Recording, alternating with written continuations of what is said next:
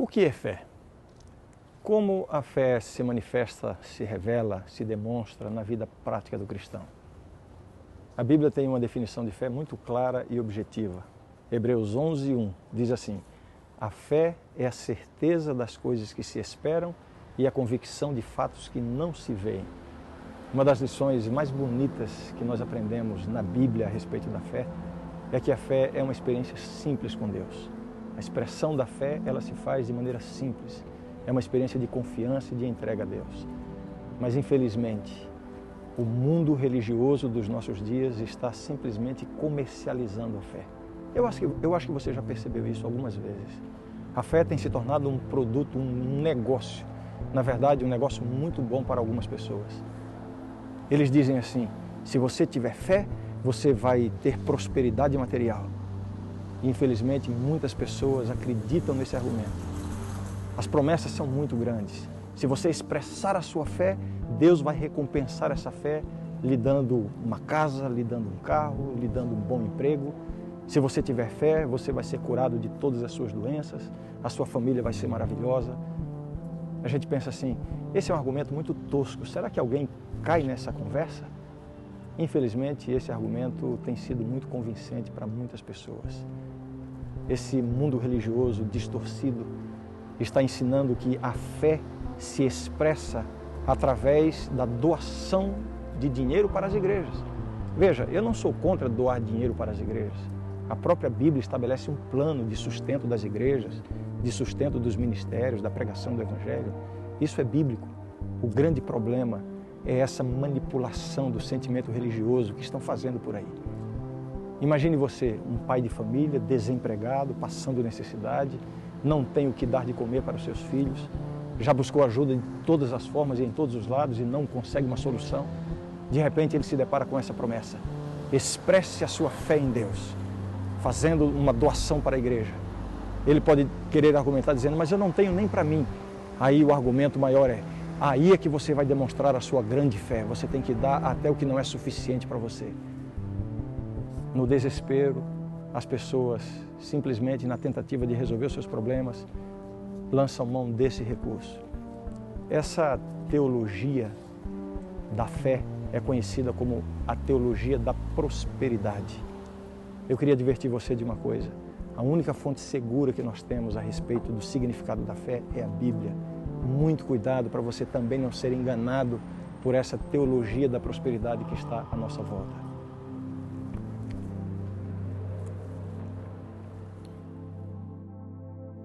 É realmente muito lamentável que tantas pessoas estão sendo seduzidas por essa proposta. Esse conceito equivocado de fé, de que a fé é praticamente uma moeda de troca com Deus, né? A religião se transformou num grande negócio.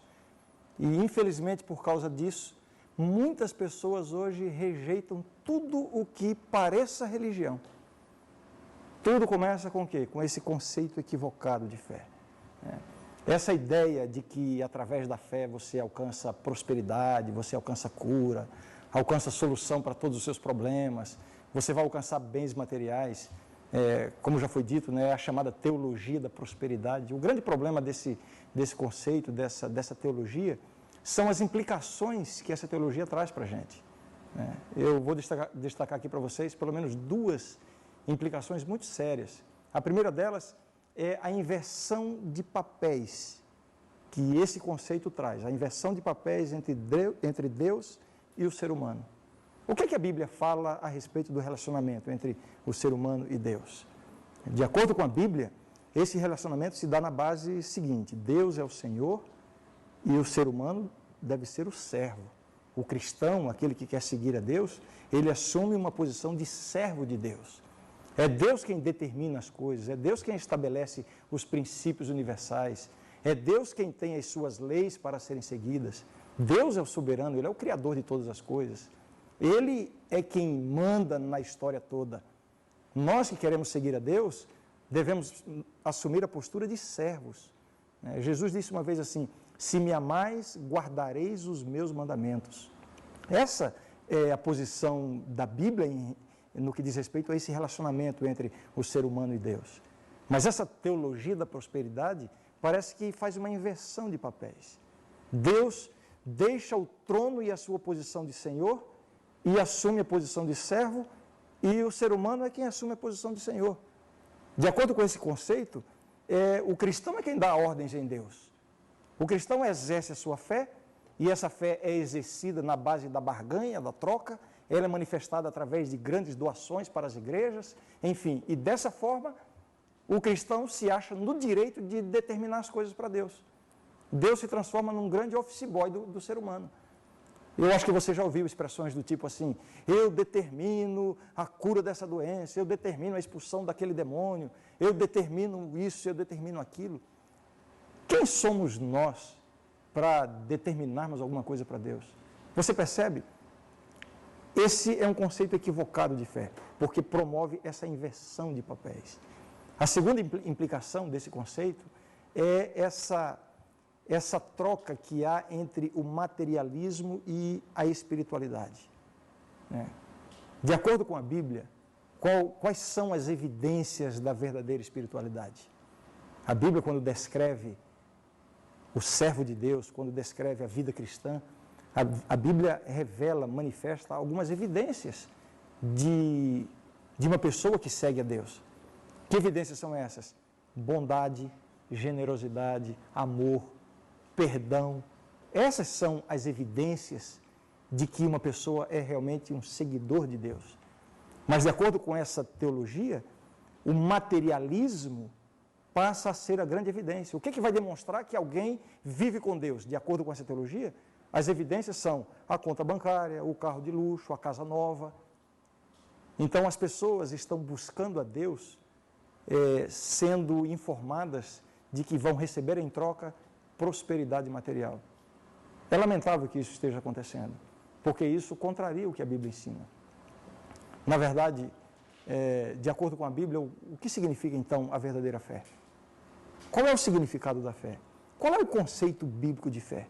Aí, quando a gente estuda na Bíblia, tudo que a Bíblia ensina sobre a fé, a gente descobre que a fé, de acordo com a Bíblia, pode ser traduzida por uma palavra. Uma palavra simples, mas que descreve a verdadeira experiência de fé. Sabe que palavra é essa? Alguém aqui se arrisca a dizer? Que palavra é essa? Confiança. Confiança em Deus. A fé nada mais é do que confiar em Deus.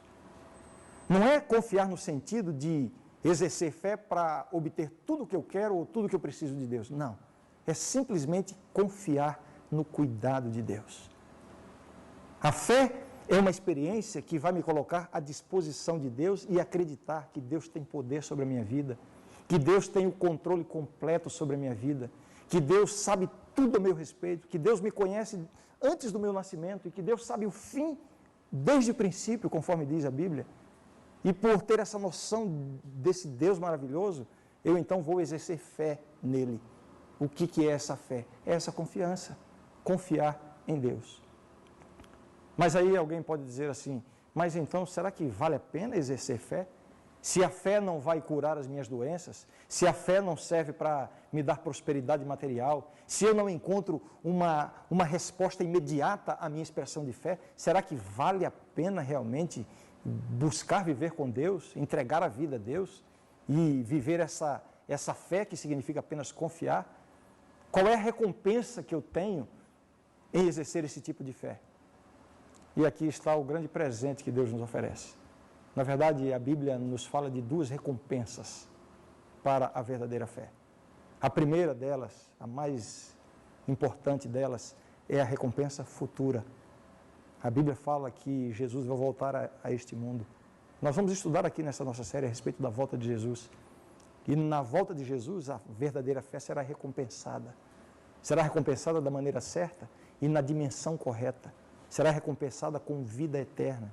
Mas nós vivemos com Deus não é apenas tendo essa perspectiva de futuro, existe também uma recompensa imediata. Agora, que recompensa é essa? De fato, essa recompensa não é no sentido material, não é. Tem um capítulo da Bíblia que trata da fé, é o chamado capítulo da fé, o capítulo 11 do livro de Hebreus. Esse capítulo ele pode ser dividido em duas partes. Eu convido você, depois com mais tempo, você pegar a sua Bíblia e abrir lá no livro de Hebreus e ler o capítulo 11. É um capítulo extraordinário. Esse texto da Bíblia apresenta uma relação de nomes de homens e mulheres que tiveram uma experiência de fé muito intensa com Deus. Homens como Abraão, Isaac, Jacó, Davi e tantos outros. Interessante é que essa lista de nomes de personagens bíblicos que exerceram fé, nesse capítulo, pode ser dividida em dois grupos. O primeiro grupo, que é o mais extenso de todos, é o grupo daquelas pessoas que exerceram fé em Deus e por causa da sua fé foram libertadas, foram protegidas, foram guardadas diante de situações difíceis. Aí a gente pensa assim, puxa, a fé vai me proteger de todos os problemas. Só que se você avança para o final do capítulo, você vai ver que lá no final do capítulo existe um grupo de pessoas que passou por uma experiência muito diferente.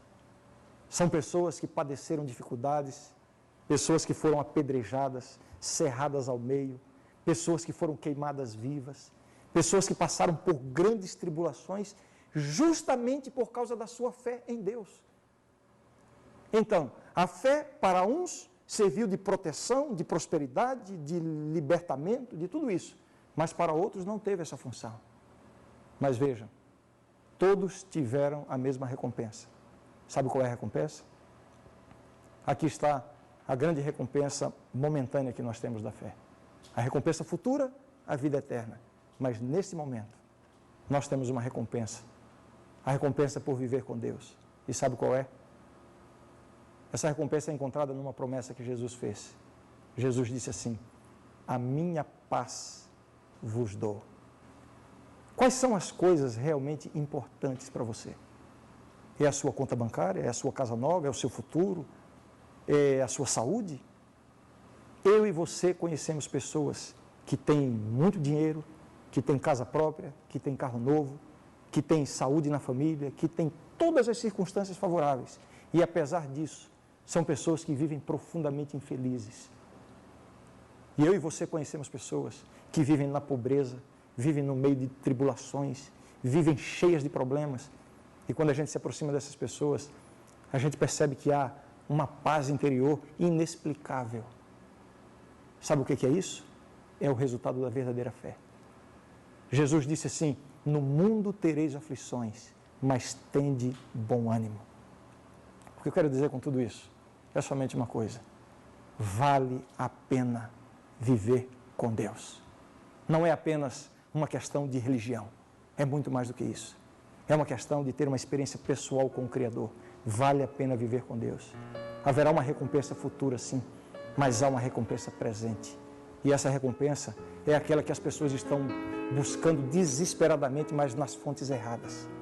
A única fonte da verdadeira paz é Jesus Cristo.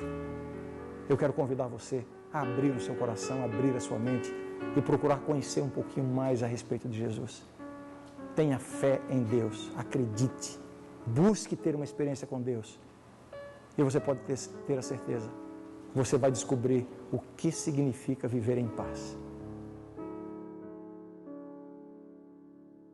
Modernas teorias, novas formas de pensar existem por aí nos meios intelectuais que vão do ateísmo mais profundo e radical até o humanismo com tinturas sociais. E hoje mesmo a crença tenta se modificar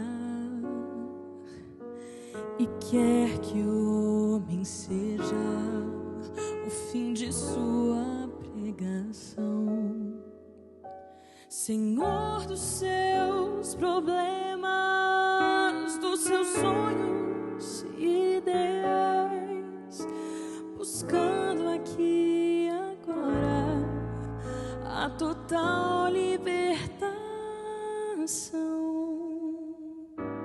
No entanto,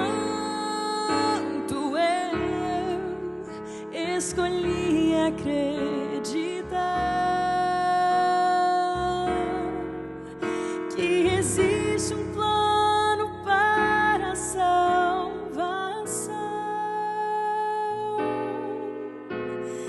que há um Deus no céu a governar o meu viver, mas que me dá poder até pra aceitá-lo ou não. O seu reino é liberdade, é amor. Espera sem forçar a decisão. Ele é descomplicado, não confunde o pecador. E fala tanto a minha mente como fala o coração.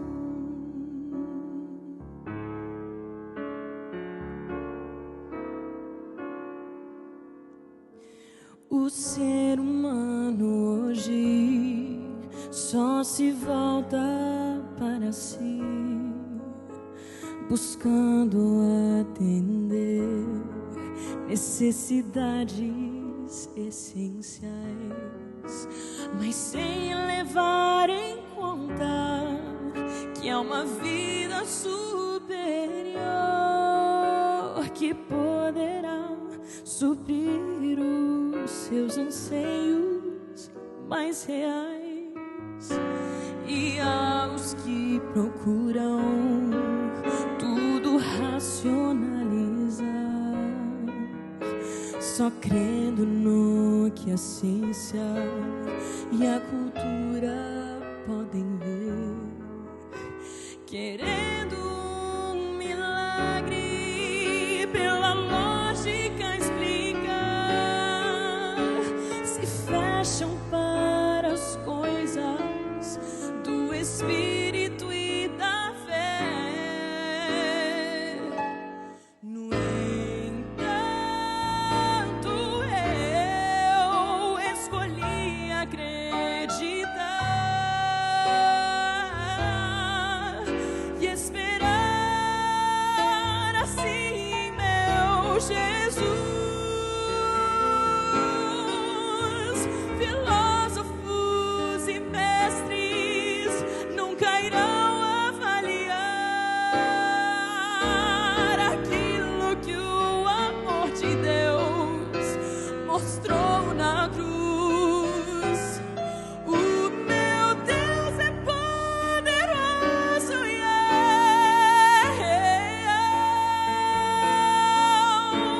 só nele eu encontrei, enfim, perdão. Prefiro depender de sua força sem igual, e quero ter então por ele transformado o coração. E quero ter então por ele transformado